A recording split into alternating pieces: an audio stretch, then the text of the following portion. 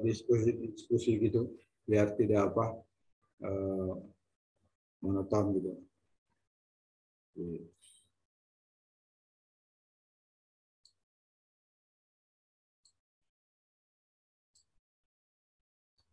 Jadi saya mulai dengan apakah yang dimaksudkan dengan wawasan Nusantara itu ya. Pengertian wawasan Nusantara adalah cara pandang bangsa Indonesia tentang diri dan lingkungannya berdasarkan Pancasila dan Undang-Undang 45 serta sesuai geografi wilayah Nusantara yang menjiwai kehidupan bangsa dalam mencapai tujuan dan cita-cita nasionalnya. Dilihat dari katanya, wawasan Nusantara berasal dari kata wawas, berarti memandang, meninjau, melihat, cara melihat. Nusantara berasal dari kata nusa dan antara, artinya kesatuan wilayah perairan dan gugusan pulau-pulau Indonesia yang terletak di antara Samudra Pasifik dan Samudra Indonesia, serta di antara benua Asia dan benua Australia. Itu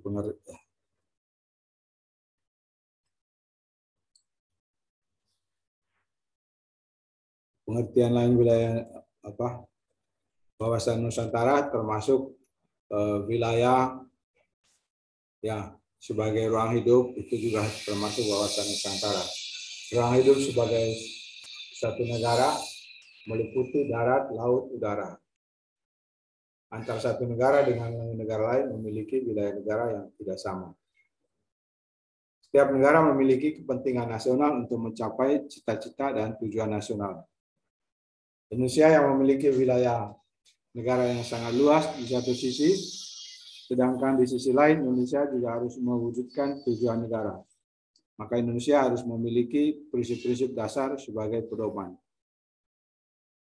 Pedoman tersebut sebagai pandangan atau wawasan yang menjamin persatuan dan kesatuan wilayah, bangsa, dan segenap aspek kehidupan nasional Indonesia.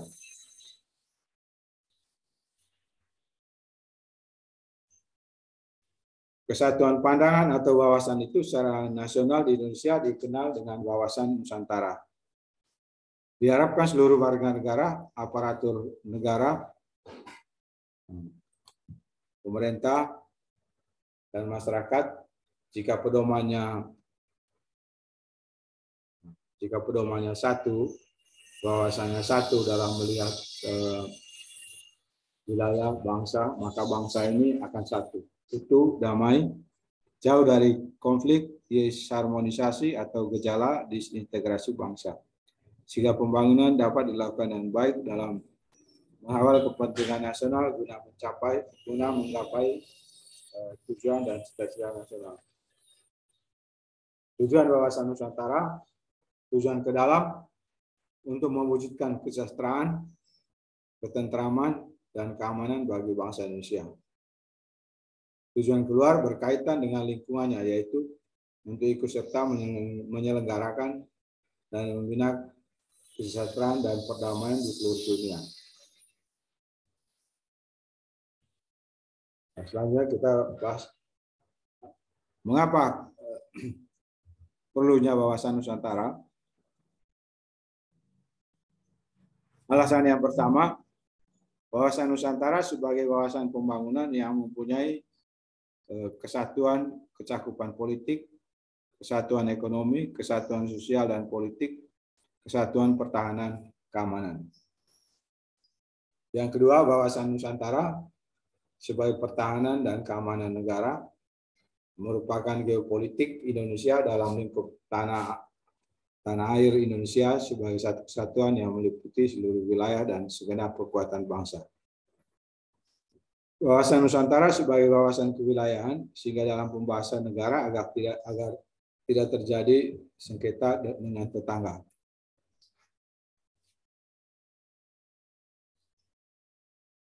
Latar belakang dasar pemikirannya yang pertama secara historis Lahirnya konsep kawasan Nusantara bermula dari Perdana Menteri Insinyur H. Juanda Kartawijaya yang pada tanggal 13 Desember tahun 57 mengeluarkan deklarasi yang selanjutnya dikenal dengan Deklarasi Juanda.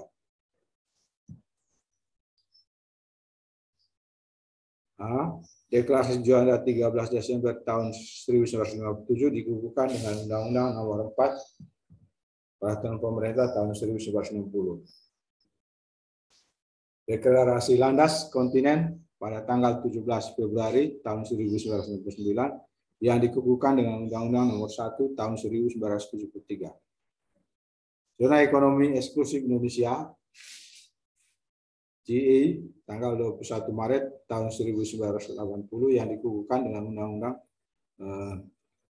Nomor 5 tahun 1900 dan Nomor 5 ya tahun 1983. Ini dasar hukumnya ya, pemikiran tapi dari faktor hukumnya. Memandang bahwa wilayah Indonesia merupakan satu kesatuan secara utuh atau kepulauan. Penentuan batas laut teritorial selebar 12 mil diukur dari garis yang menghubungkan titik terluar dari pulau terluar.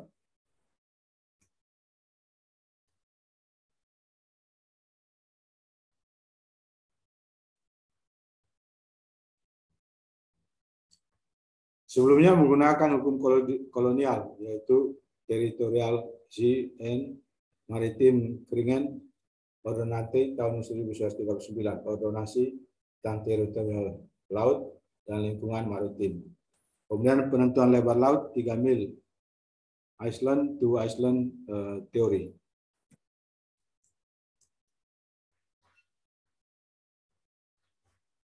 Deklarasi Juanda kemudian dikukuhkan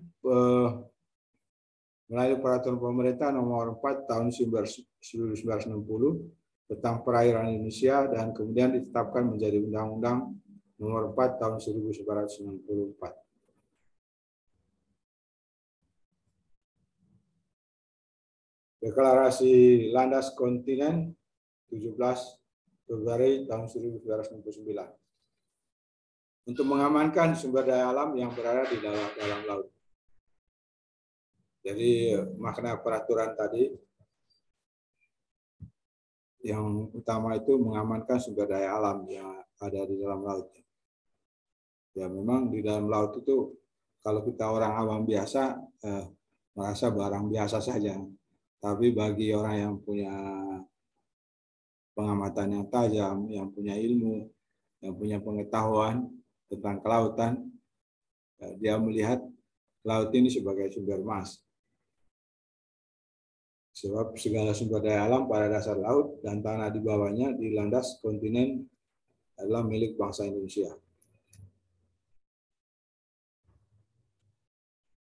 Kemudian zona ekonomi eksklusif Indonesia 21 Maret tahun 1980 merupakan suatu kawasan laut di luar laut teritorial yang lebarnya 200 mil dan melingkar mengelilingi wilayah suatu negara.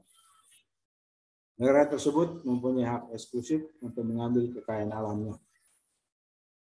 Kawasan G adalah laut bebas dan bukan laut wilayah. Kemudian dalam TAP MPR nomor 4 MPR tahun 1973 tentang GBHN Wawasan Nusantara dirumuskan sebagai konsepsi kesatuan politik, kesatuan sosial budaya, kesatuan ekonomi, kesatuan. Jadi pengertian dulu wawasan Nusantara itu berbicara soal geografis saja, soal perbatasan, tapi dalam GBHN garis-garis besar haluan negara menetapkan sebagai suatu kesatuan politik, kesatuan sosial budaya, kesatuan ekonomi, dan kesatuan pertahanan dan keamanan. Jadi dengan kata lain, soal batas Indonesia ini harus dijaga secara politik, sosial budaya, secara ekonomi, kemudian pertahanan keamanan.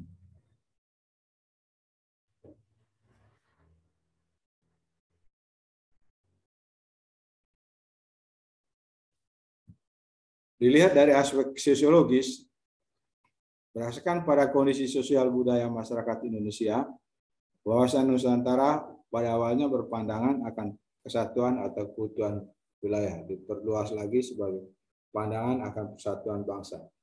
Bangsa Indonesia tidak ingin lagi terpecah-pecah dalam banyak bangsa.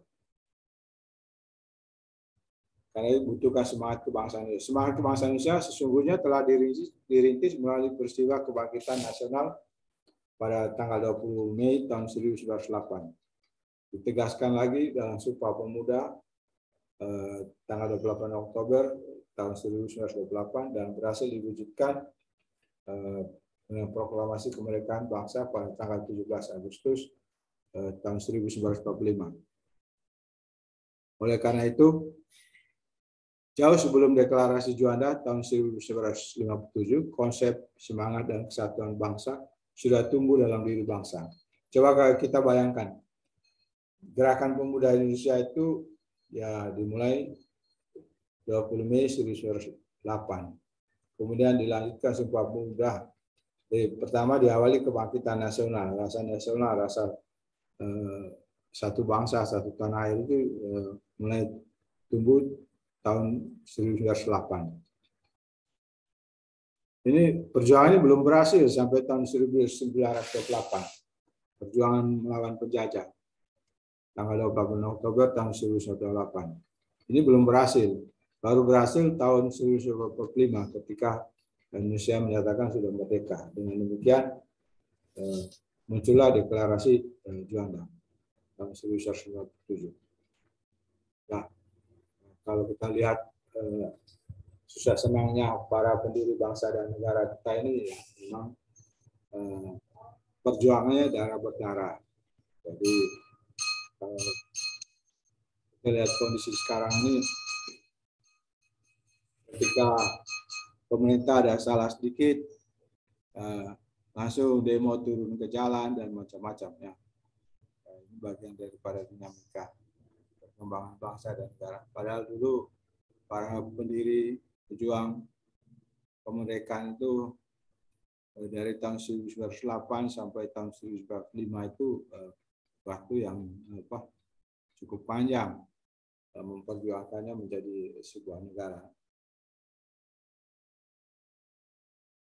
Wawasan Nusantara dibentuk dan dijiwai oleh paham kekuasaan bangsa Indonesia dan geopolitik Indonesia.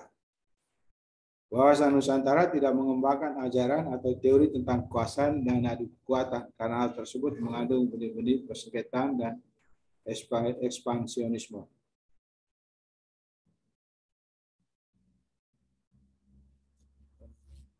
Latar belakang sosiologis politik ditinjau dari aspek sosiologi, bermula dari wawasan kewilayahan, namun sering tuntutan dan perkembangan konsepsi wilayah negara mencakup pandangan akan kesatuan politik, ekonomi, sosial, budaya, sebagaimana dalam rumusan GBHN tahun 1998. Wawasan Nusantara adalah cara pandang dan sikap bangsa Indonesia mengenali diri, lingkungan, dan mengutamakan persatuan. Jadi wawasan Nusantara bagian dari cara pandang untuk mengenal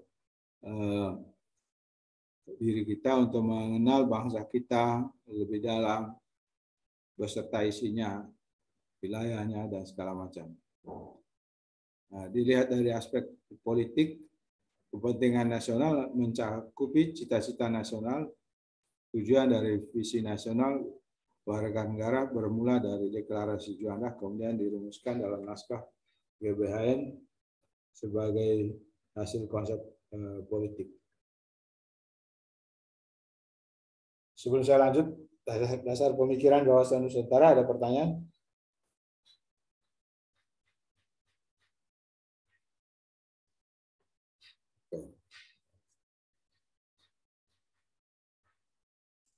Membangun argumen tentang dinamika dan tantangan wawasan Nusantara. Dengan adanya konsepsi wawasan Nusantara menjadi sangat luas dan beragam.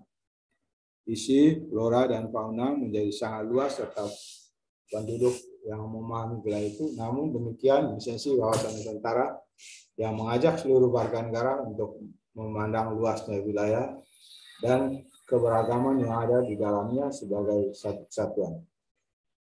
Dinamika yang berkembang itu, misalnya jika pada masa lalu penguasa wilayah dilakukan dengan pendidikan militer, maka sekarang lebih ditekan pada upaya perlindungan dan pelestarian alam di wilayah tersebut. Tantangan yang berubah misalnya perubahan dari kesejahteraan kolonialisme menjadi kejahatan dunia maya. Tantangan implementasi wawasan Nusantara di era globalisasi. Penetrasi globalisasi mempengaruhi kepribadian dan jati diri bangsa. Ada beberapa nilai baru yang dibawa negara maju dengan kekuatan penetrasi global. Beberapa teori tentang nilai-nilai baru tersebut antara lain pemberdayaan masyarakat oleh John Naisbitt dalam bukunya Global Paradox. Intinya negara harus memberikan peranan besar kepada rakyat. Kemudian Kenichi Omae dengan dua bukunya Borderless World dan The End of Nation State. Intinya kehidupan satu negara tidak bisa membatasi kekuatan global berupa informasi, investasi, industri. Artinya negara juga tidak boleh membatasi ya pengaruh dari dunia terhadap perkembangan investasi. Perkembangan investasi berarti perkembangan ekonomi, informasi, industri. Saya tidak bisa membayangkan kalau dunia asing atau negara lain tidak melakukan investasi di Indonesia ini, sulit dibayangkan. Dalam arti sulit dibayangkan itu dalam pengertian bahwa perkembangannya pasti lambat. Karena itu saya paling senang begitu ada investor dari luar negeri datang kemudian membuka perusahaan, saya ikut gembira dan senang. Gembira dan senangnya karena apa? Karena dampaknya tidak hanya memberikan perusahaan, dampaknya pada pada penghasilan pajak daerah, pajak negara, kemudian dan terutama esensinya pada memberikan lapangan pekerjaan terhadap masyarakat Indonesia. Sehingga saya kurang setuju kalau ada demo-demo yang menghadang investor asing ke Indonesia, karena itu membunuh membunuh investor di dalam negeri. Tidak akan membunuh ya. Investor dalam negeri tetap diberi kesempatan untuk maju. Tapi masalahnya kan investor kita ini ada keterbatasan. Pertama keterbatasan modal, kemudian sumber daya manusia dan segala macam. Jadi tidak perlu cemburu dengan perusahaan asing yang membuka di Indonesia. Malah justru kita belajar semakin banyak supaya kita bisa beradaptasi, supaya bisa bergabung, ya belajar macam-macam. Kalau bahasa Inggris sudah kuasai, tinggal bahasa Mandarin atau bahasa Jerman, ya, itu yang masukkan upaya-upaya supaya kita mampu beradaptasi dengan dunia global. Jadi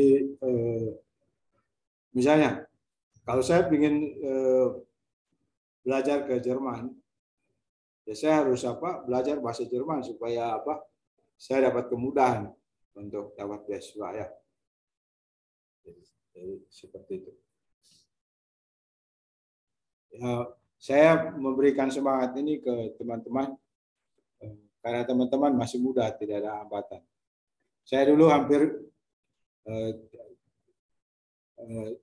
lolos tes ke Jerman, ya tidak jadi berangkat bukan karena karena masalah tidak mampu, tapi karena masalah keluarga, karena harus tidak boleh bawa anak. Kalau Jerman itu ya kita tidak boleh bawa anak, kecuali istri boleh. Jadi kalau sudah punya anak ini kan masih kecil, kalau dititip sama orang mertua kan kurang begitu rasa aman, karena itu jadi hambatan. Ya karena itu ya mumpung teman-teman ini masih muda, dijaga betul ya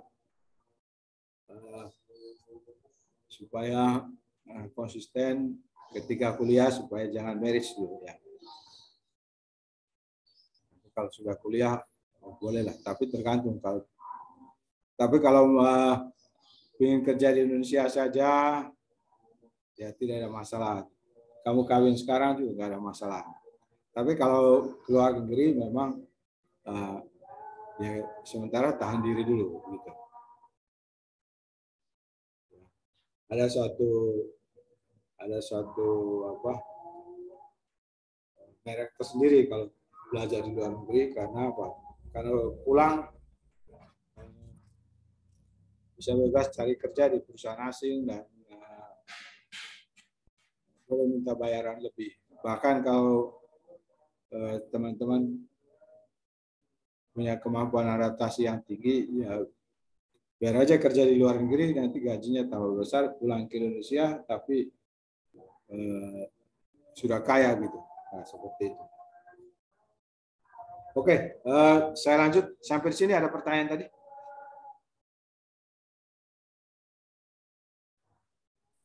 Enggak, Pak. Sementara belum ada kan?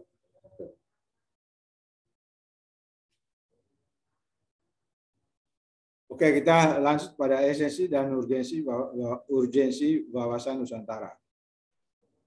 Jadi kalau kita berbicara esensi itu berarti berbicara hakikat, hal pokok, inti dari wawasan Nusantara itu adalah cara memandang Indonesia yang majemuk tetapi satu, Bhinneka Tunggal Ika. Jadi apa? Tolonglah beritahu saudara-saudari, keluarga, adik-adik ya, supaya paham betul esensi wawasan Nusantara ini. Jadi bangsa kita ini bangsa yang majemuk, artinya ada perbedaan suku, agama, ya. Jadi kita harus mau membaur, ya. Jadi doktrin-doktrin yang supaya mengenal suku sendiri saja itu sebaiknya ya mulai sekarang ditinggalkan, ya. Jadi kalau kita mau maju, orang bilang kalau mau maju ya kita harus membaur.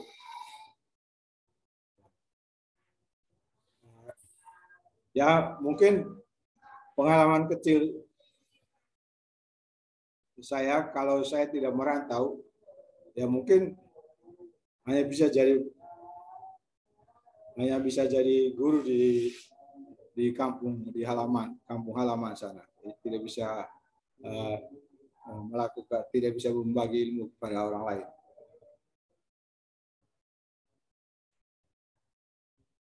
Jadi Bhinneka Tunggal Ika, kesatuan atau keutuhan wilayah dan persatuan bangsa mencakup di dalamnya pandangan akan satu kesatuan politik, ekonomi, sosial, budaya, dan pertahanan keamanan.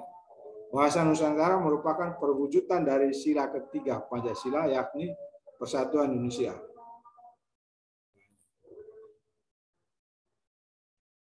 Jadi esensinya adalah Persatuan Indonesia.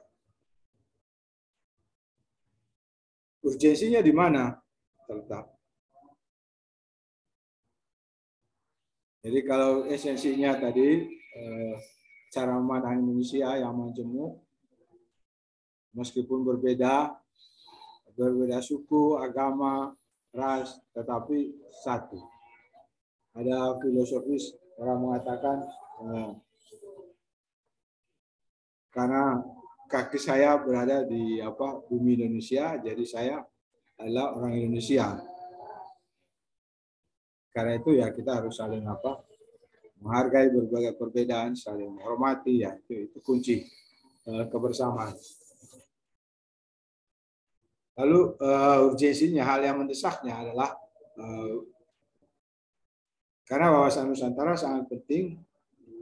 Pentingnya karena apa? Karena berfungsi sebagai panduan atau pedoman dasar bagi penyelenggaraan baik kehidupan yang memberikan motivasi, dorongan untuk mencapai tujuan, juga melandasi perjuangan bangsa Indonesia untuk bersatu dalam mencapai tujuan nasional secara utuh, menyeluruh dan terpadu.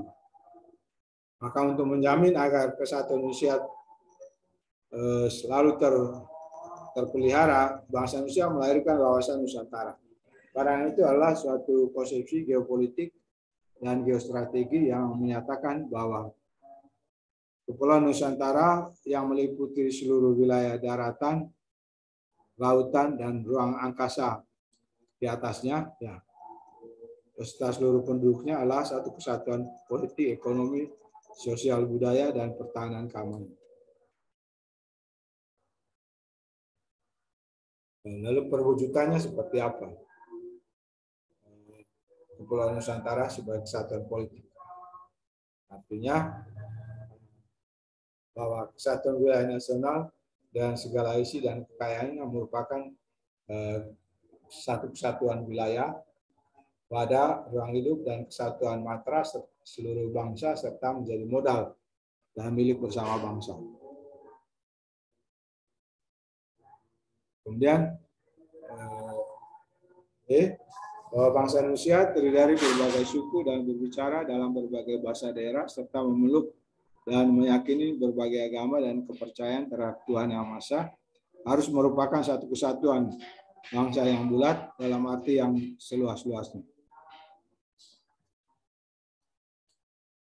Secara fisiologis, bangsa Indonesia harus merasa satu, senasib, sepenanggungan, sebangsa dan setanah air, serta mempunyai tekad dalam mencapai cita-cita bangsa. Bahwa Pancasila adalah satu-satunya falsafah serta ideologi bangsa dan negara yang melandasi, membimbing, dan mengarahkan bangsa menuju tujuannya.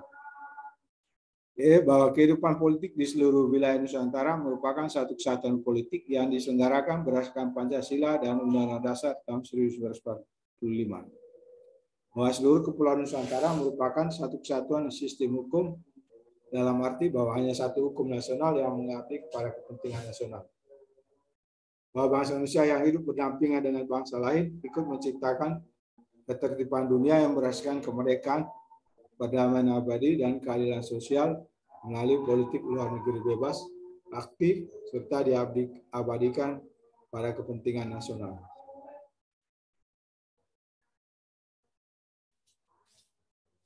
Perwujudan Kepulauan Nusantara sebagai satu kesatuan ekonomi.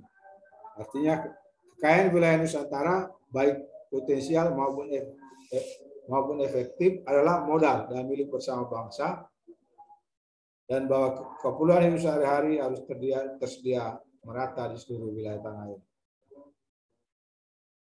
Tingkat perkembangan ekonomi harus serasi dan seimbang di seluruh daerah tanpa meninggalkan ciri khas yang dimiliki oleh daerah dalam pengembangan kehidupan ekonominya. Kehidupan perekonomian di seluruh wilayah Nusantara merupakan satu kesatuan ekonomi yang diselenggarakan sebagai usaha bersama atas asas kekeluargaan dan ditujukan bagi sebesar-besar untuk kemakmuran rakyat. Perwujudan Kepulauan Nusantara sebagai satu kesatuan sosial dan budaya dalam arti bahwa pertama, bahwa masyarakat Indonesia adalah satu. Kehidupan bangsa harus merupakan kehidupan bangsa yang serasi dengan terdapatnya tingkat kemajuan masyarakat yang sama, merata dan seimbang, serta adanya keselarasan kehidupan yang sesuai dengan tingkat kemajuan bangsa.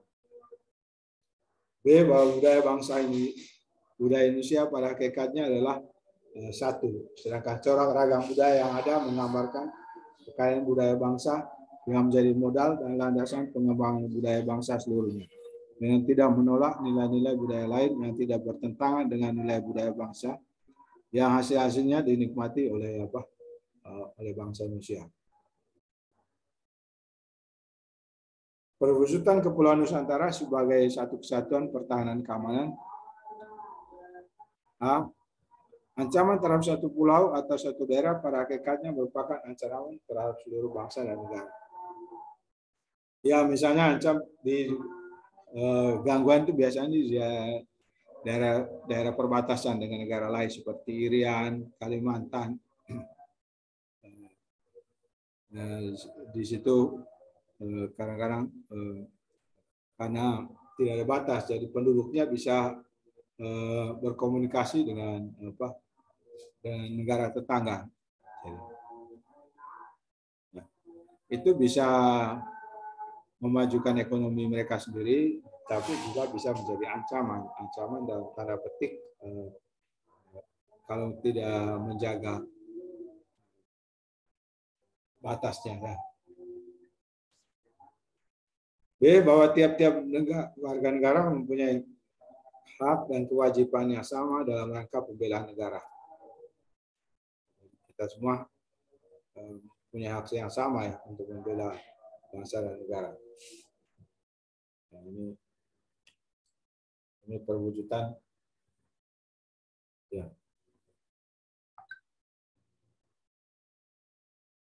Perwujudan Kepulauan Nusantara sebagai satu kesatuan politik, ekonomi, sosial budaya, dan pertahanan keamanan. Oke, sampai sini ada pertanyaan?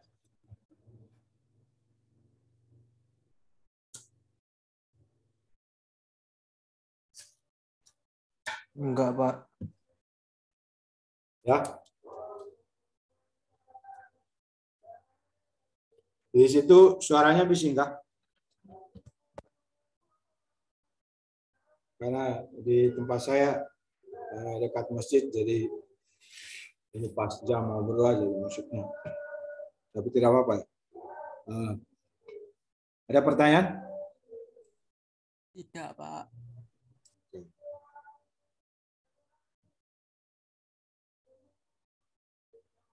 Menteri Sumber Daya Laut Indonesia, Perikanan, Wilayah Pesisir Lestari, Bioteknologi Laut, Wisata Bahari, Minyak Bumi, dan segala macam.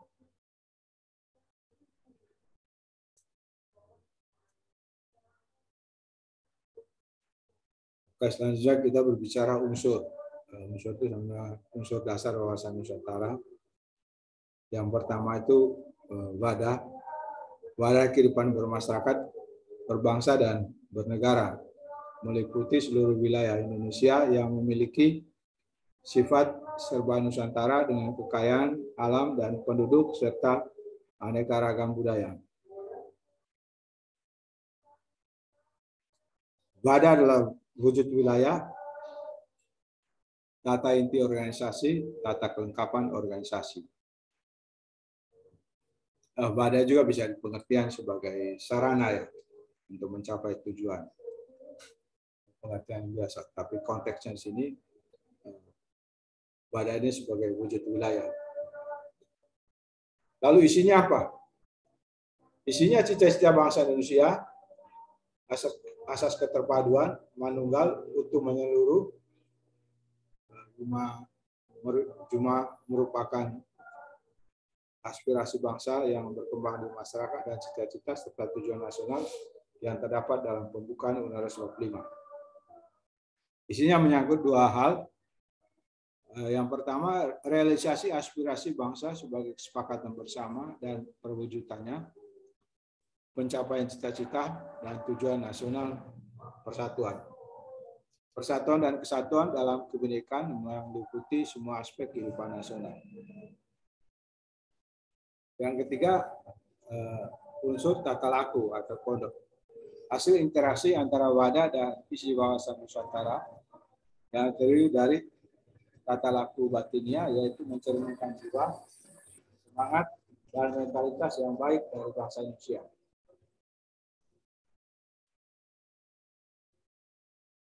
Tata laku lahiriah yang tercermin dalam tindakan, perbuatan, dan perilaku dari bangsa Indonesia. Yang keempat, implementasi wawasan Nusantara sebagai pancaran Pancasila dan pembangunan nasional. Jadi ada 4 pokok unsur wawasan Nusantara. Yang pertama sebagai unsur wadah, yang kedua isi, yang ketiga tata laku, yang keempat implementasinya diharapkan sesuai dengan doktrin Pancasila dan pembangunan nasional.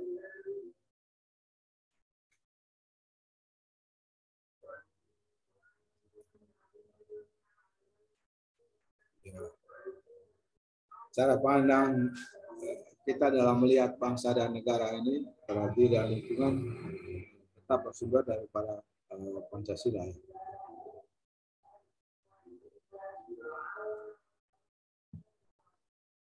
Lalu dari aspek filosofisnya, wawasan Nusantara sebagai pancaran falsafah Pancasila.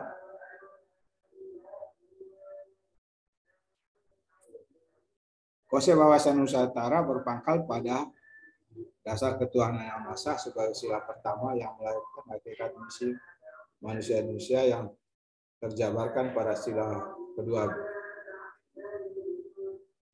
Wawasan Nusantara sebagai aktualisasi falsafah Pancasila menjadi landasan dan pedoman bagi upaya mewujudkan kesatuan kehidupan nasional untuk menjamin persatuan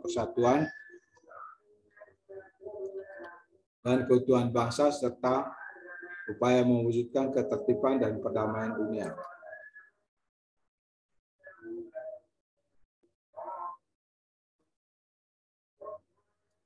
Yang kedua, wawasan Nusantara dalam pembangunan nasional. Harus ada perwujudan Kepulauan Nusantara sebagai kesatuan politik. Harus ada perwujudan Kepulauan Nusantara sebagai kesatuan ekonomi. Harus ada perwujudan Kepulauan Nusantara sebagai kesatuan sosial budaya. Harus ada perwujudan wawasan Nusantara sebagai kesatuan pertahanan keamanan.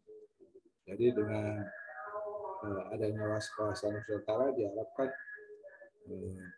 mana terhadap kesatuan politik, kesatuan ekonomi, kesatuan sosial budaya, dan pertahanan keamanan.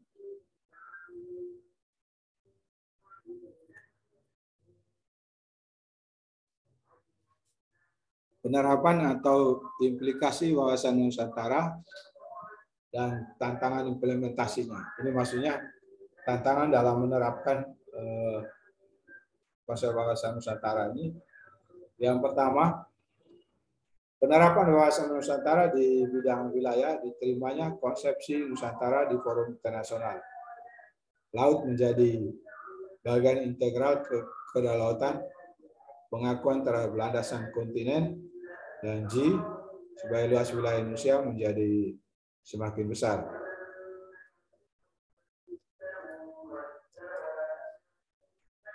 Bertambahnya luas wilayah berdampak pada semakin banyak sumber daya alam yang dimiliki untuk mewujudkan kesejahteraan masyarakat. Dalam pembangunan negara tampak pada proyek pembangunan sarana prasarana, komunikasi, dan transportasi.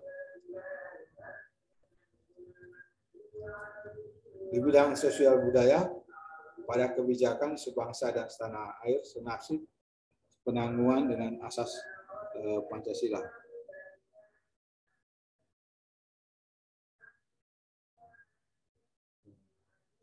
Lalu kita bahas faktor kewilayahan yang mempengaruhi wawasan Nusantara. Yang pertama, faktor asas kepulauan yang diistilahkan dengan archipelagic prinsipil Kepulauan Indonesia, konsepsi tentang wilayah Indonesia, zona ekonomi eksklusif, karakteristik wilayah Nusantara, perkembangan wilayah Indonesia, dan dasar hukumnya. Wilayah adalah ruang yang merupakan kesatuan geografis beserta segenap unsur terkait padanya, yang batas dan sistemnya ditentukan berdasarkan pada aspek administratif dan aspek fungsional.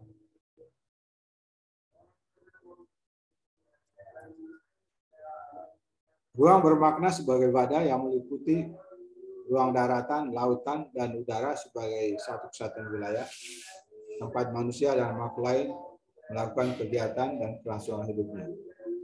Bagi bangsa Indonesia, ruang merupakan sumber daya alam yang harus dikelola bagi sebesar-besar pemakmuran rakyat.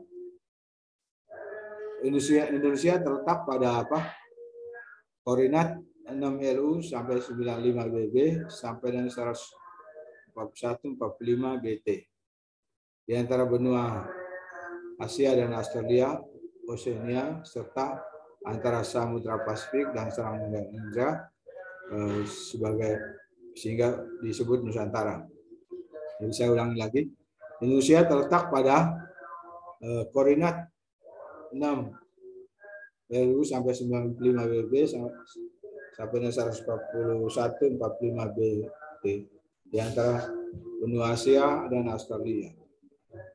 Oseania, serta antara Samudra Pasifik, Samudra Hindia, sehingga disebut Nusantara.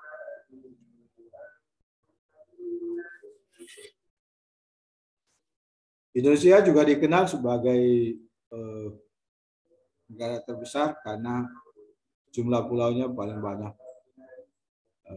Totalnya 18.110 buah. Yang besar dan yang kecil. Sedangkan 6.000 pulau tidak berpenghuni. Artinya belum ada namanya karena belum ada penghuninya.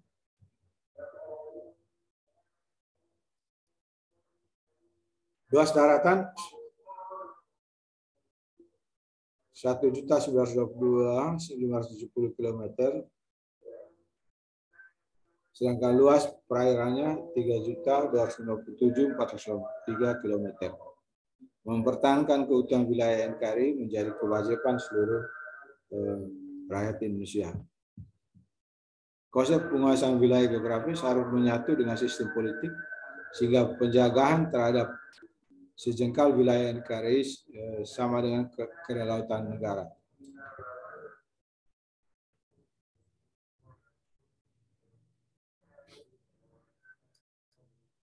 Sampai sini ada pertanyaan?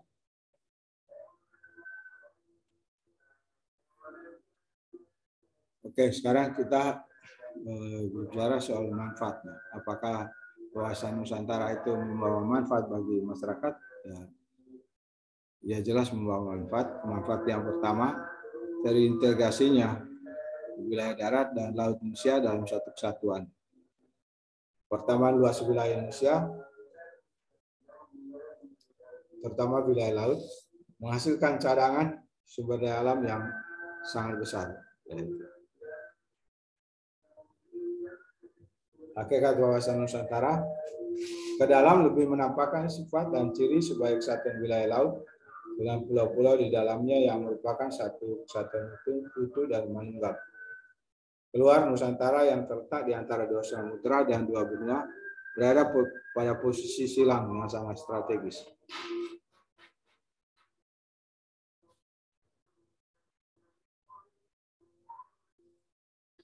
Wawasan Nusantara sebagai wawasan nasional, yang pertama, paham kekuasaan Indonesia. Menurut paham kekuasaan Indonesia, bangsa Indonesia yang berfalsafah dan berideologi Pancasila menganut paham tentang perang dan damai berdasarkan bangsa Indonesia cinta damai, akan tapi lebih cinta kemerdekaan. Maka wawasan nasional bangsa Indonesia tidak mengembangkan ajaran kekuasaan dan adu kekuatan.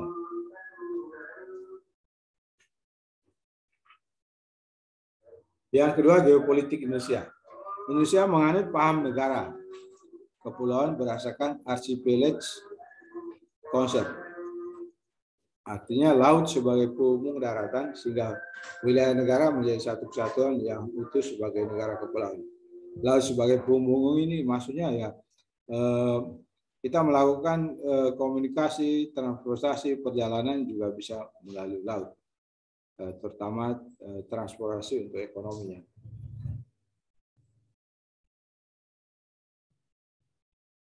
Dasar pemikiran wawasan nasional Indonesia, bangsa Indonesia dalam menentukan wawasan nasional mengembangkan dalam kondisi nyata. Indonesia dibentuk oleh pemahaman kekuasaan dari bangsa Indonesia yang terdiri dari latar belakang dan kesejahteraan Indonesia. Latar belakang filosofis ditinjau dari pemikiran berdasarkan Pancasila. Falsafah nasional merupakan pancaran dari Pancasila. Oleh karena itu, menghendaki terciptanya kesatuan dan persatuan dengan tidak menghilangkan ciri, sifat, dan karakter dari kebinekaan unsur-unsur pembentuk bangsa, suku bangsa, etnis, dan golongan. Pemikiran atau konsep berdasarkan aspek kewilayahan. Wilayah Indonesia pada saat mereka masih berdasarkan peraturan tentang wilayah teritorial yang dibuat oleh Belanda, yaitu Territorial Gin Maritim Kringen Ordonansi, di mana lebar laut wilayah teritorial Indonesia adalah 3 mil diukur dari garis air rendah masing-masing pulau Indonesia.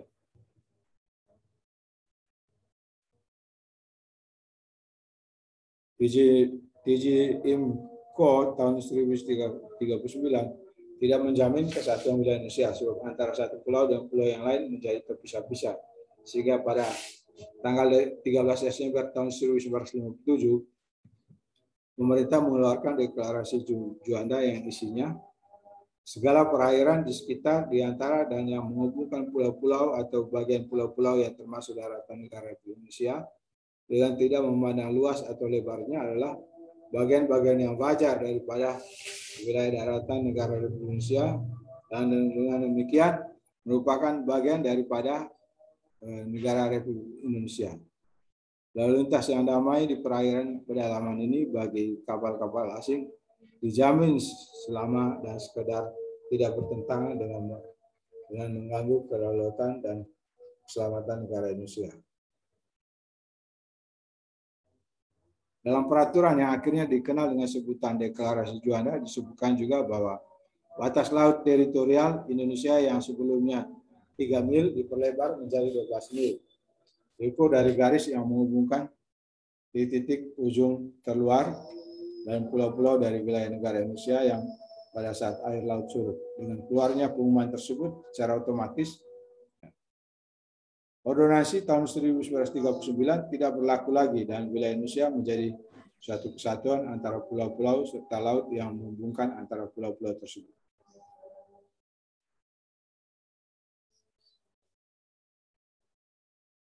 Tujuan Deklarasi Juanda yang pertama, perwujudan bentuk wilayah negara kesatuan Republik Indonesia yang bulat dan utuh. Penentuan batas-batas wilayah negara Indonesia disesuaikan dengan asas negara kepulauan. Peraturan lalu lintas damai pelayaran yang lebih menjamin keselamatan dan keamanan negara kesatuan Republik Indonesia.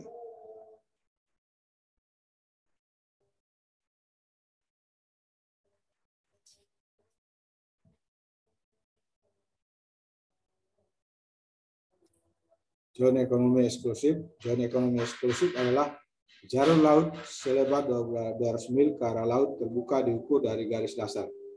Pengumuman tentang JI dikeluarkan oleh pemerintah Indonesia pada tanggal 21 Maret tahun 1980. Kemudian melalui deklarasi PBB tentang hukum laut Indonesia yang ketiga tahun 1982, pokok-pokok negara kepulauan berdasarkan Archipelago konsep negara Indonesia diakui dan dicantumkan dalam UNCLOS tahun 1982. Berlakunya UNCLOS tahun 1982 berpengaruh dalam upaya pemanfaatan laut baik kepentingan kesejahteraan seperti bertambah luas JI dan landas kontinen Indonesia. Perjuangan tentang kewilayahan dilanjutkan dengan menegakkan kelautan dirgantara, yaitu wilayah Indonesia secara vertikal, terutama dalam memanfaatkan wilayah geostationary orbit.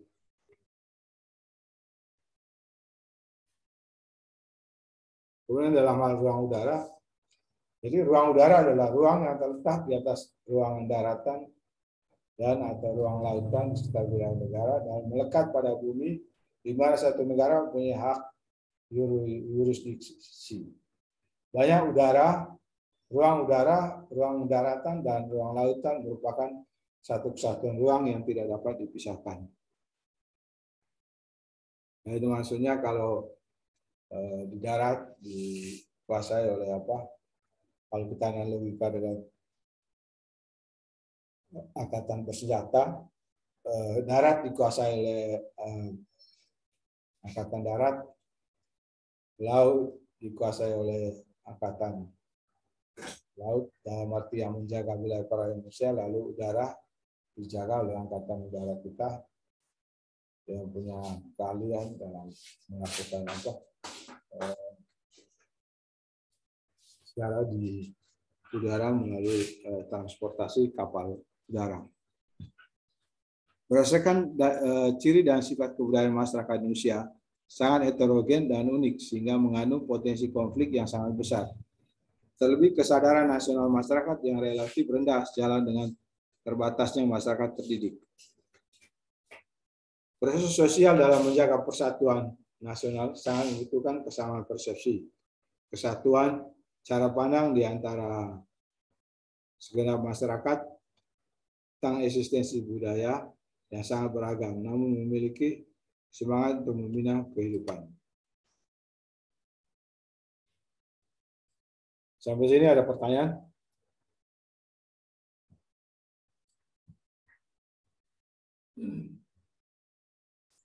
Tidak, Pak. Kelas ini lumayan luar biasa, banyak diam.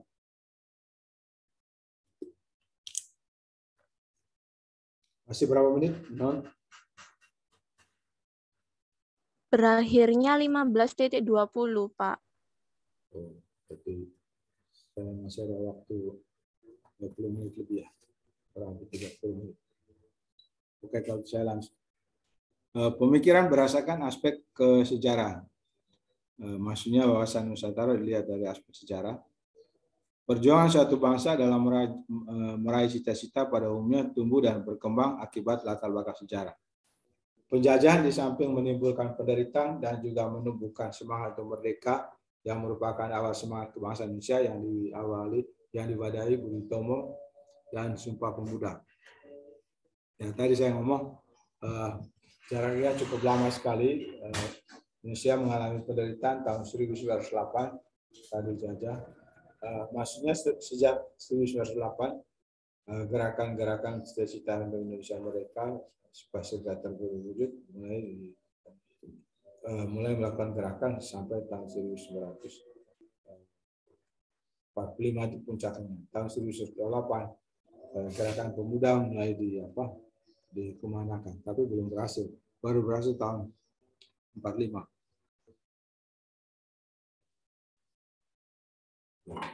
Ya, itulah riwayat hidupnya bangsa kita yang disebut juga sebagai perut bumi dunia. Jadi Indonesia ini di mata dunia juga disebut sebagai perut dunia. Artinya yang masih penuh dengan kekayaan alamnya, belum banyak disentuh oleh industri, itu baru bagi sebagian kecil. Nah, itu Indonesia saja. Karena Indonesia sebagai perut bumi dunia, karena kita lestarikan. Ya, saya berterima kasih juga kalau kepada kepala daerah terus menerus melakukan penghijauan. Kalau dulu Surabaya dikenal dengan tandas kering di jalan penuh debu dan segala macam, sekarang tidak kita ketemu lagi karena di jalan-jalan penuh dengan pohon-pohon yang bisa menyerap udara-udara yang kotor.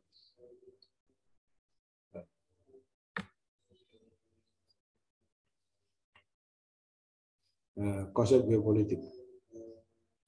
Secara etimologi, geopolitik dari bahasa Yunani, geo bumi yang menjadi wilayah hidup, polis kesatuan masyarakat yang berdiri sendiri atau negara. Konsep geopolitik merupakan ilmu penyelenggaraan negara yang setiap kebijakannya dikaitkan dengan masalah-masalah geografis, wilayah atau tempat tinggal suatu bangsa. Frederick Russell mengemukakan sebagai ilmu politik, ya. Rudolf Killen dan Karl Haushofer sebagai geographical politik, disebut geopolitik. Geopolitik mempelajari fenomena politik dari aspek geografis. Geopolitik memaparkan dasar pertimbangan dalam menentukan alternatif kebijakan nasional untuk mewujudkan tujuan tertentu. Ini tokoh-tokoh geopolitik dan ajarannya, antara lain Frederick Russell. Ajarannya pertumbuhan negara mirip dengan pertumbuhan organisme yang memerlukan ruang lingkup agar tumbuh dengan subur. Kemudian Pak Rudolf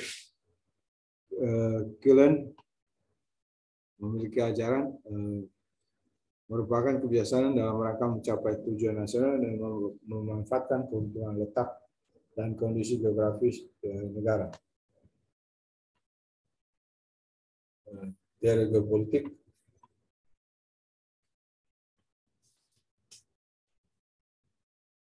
Teori geopolitik yang disampaikan Russell adalah negara seperti organisme yang hidup membutuhkan ruangan untuk tumbuh berkembangnya organisme hidup. Teori ini dikenal sebagai teori organisme atau teori biologis. Menurut teori geopolitik Rudolf Kellen, negara adalah suatu organisme, bukan hanya mirip. Pandangan Russell dan Kellen hampir sama. Keduanya mengajukan paham ekspansionisme yang melahirkan ajaran adu kekuatan. Teori geopolitik yang disampaikan Karel Haushofer melanjutkan teorinya Russell dan Kellen. Jika jumlah penduduk suatu negara bertambah, maka negara harus memperluas wilayahnya dengan macam-macam cara, antara lain otarki, memenuhi kebutuhan sendiri tanpa bergantung kepada negara lain. Wilayah-wilayah yang dikuasai seperti Pan Amerika, Pan Asia Timur, Pan Rusia, Pan Eropa. Teori Haushofer dipraktekkan oleh Nazi Jerman sehingga terjadi Perang Dunia Kedua. Teori geopolitik Halfors Mackinder, penguasaan daerah-daerah jantung dunia, dikenal teori daerah jantung. Barang siapa menguasai daerah jantung Eropa Timur dan Rusia, maka ia akan menguasai pulau dunia, yang pada akhirnya akan menguasai dunia. Jadi maksudnya menguasai ini bukan menjajah, tetapi menguasai dalam pengertian mengolahnya sumber daya alam untuk memperoleh kesejahteraan secara ekonomi.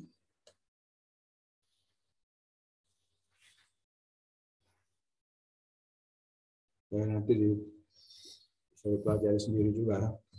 Sedangkan teori geopolitik menurut Alfred Tallerman perlu memanfaatkan dan mempertahankan sumber daya laut juga akses dunia.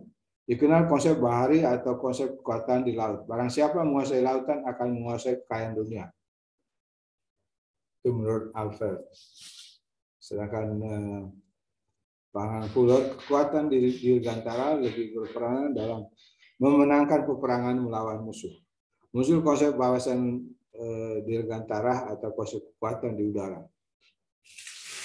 Geopolitik yang disampaikan oleh Nicholas Spiegelman dikenal dengan teori daerah batas.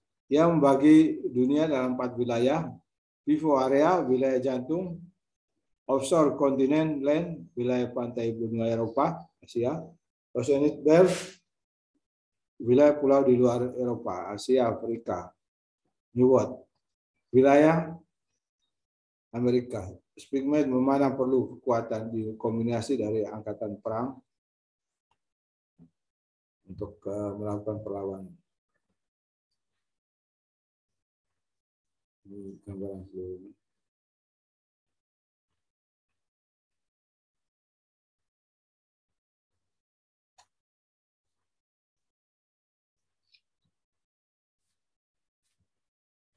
Nah, saya kira ini sudah terakhir. Ya. Indonesia juga dikenal sebagai negara kepulauan, boleh menetapkan perairan kepulauan dengan menarik garis pangkal kepulauan. Di perairan kepulauan berlaku ketentuan perairan Indo-Ocean Passage. Di perairan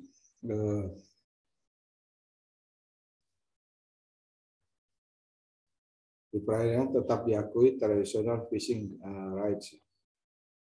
Ya, jadi politik kelautan itu tetap jalan. Tentukan alur laut dan rute penerbangan sesuai ketentuan internasional. Dapat membuat skema pemisahan lalu lintas. Tunjukkan sumber-sumber alur laut dan skema pemisahan lalu lintas dalam peta dan umumkan sebagaimana mestinya.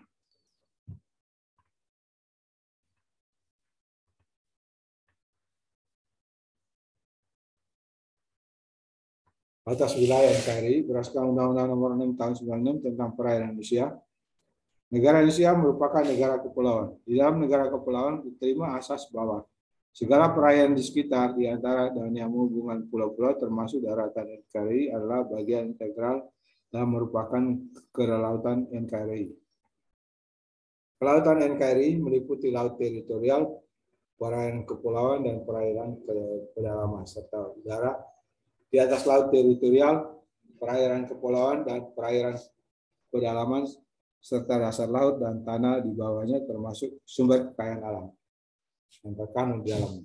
Berdasarkan hal itu, maka wilayah NKRI meliputi tanah atau daratan, air, termasuk lautan, serta udara di atasnya.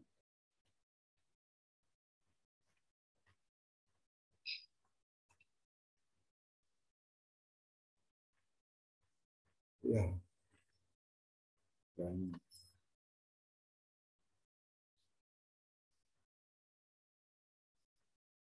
ya, implementasi wawasan Nusantara. Penerapan wawasan Nusantara harus tercermin dalam pada pola pikir, pola sikap, dan pola tindak yang senantiasa mendahulukan kepentingan negara. Jadi wawasan Nusantara ini konsep yang mendahulukan kepentingan orang lain, negara, daripada kepentingan sendiri. Implementasi dalam kehidupan politik adalah menciptakan iklim penyelenggaraan negara yang sehat dan dinamis, mewujudkan pemerintahan yang kuat, aspiratif, dan percaya. Implementasi dalam bidang kehidupan pertahanan keamanan adalah menumpukan kesadaran cinta tanah air dan membentuk sikap bela negara pada setiap warga negara. Oke. Ya, selamat menikmati. Kalau pertanyaan, selamat menikmati alam. Ya. Demikian. Saya kira demikian perkuliahan saya. Kalau ada yang perlu diklarifikasi, kita diskusikan, ya silakan.